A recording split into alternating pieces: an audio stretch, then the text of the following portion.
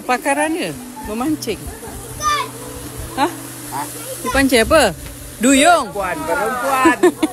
Perempuan. Dapat? Dapat! Dapat!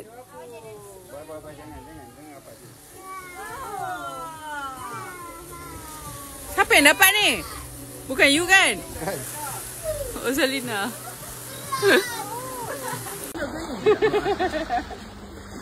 Baby, nanti kena sekarang lagi. Okay, aunty. Baby tengok aunty dulu. Okay? Dia kan betul. Mami kan pendek kan? Ini tu. Mana pula?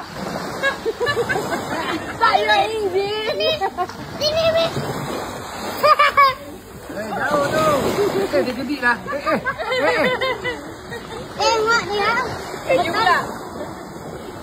Ya, dia jaga dia. Dia ni kanan tak tahu.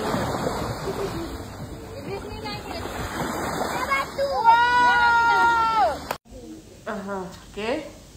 Wow. Jangan tunjuk kat dia. Kena buat dia tajuk. Sampai tu. Sekarang tengok ada sebelah kiri. Kita akan tukar sebelah kanan. Oh, sehel. Bagian tengah. Boleh ada keluar daripada hijau itu ke? Bukan. Dalam ni ada bukan.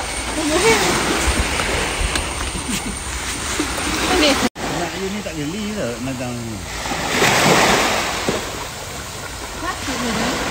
Oi, apa ni dah? Kepit ni. Tak. Pegangnya ada pegang gitu lah. Nampak pegang dia ni. Kepit. Jangan tengok Apa ni? Ni.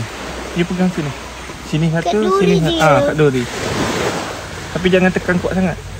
Boleh? Tajam. Tajam. Apa boy?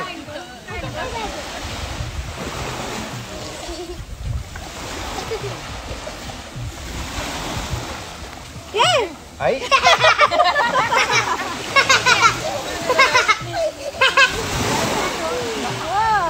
Oh, okey, jauh. Okay, Jay.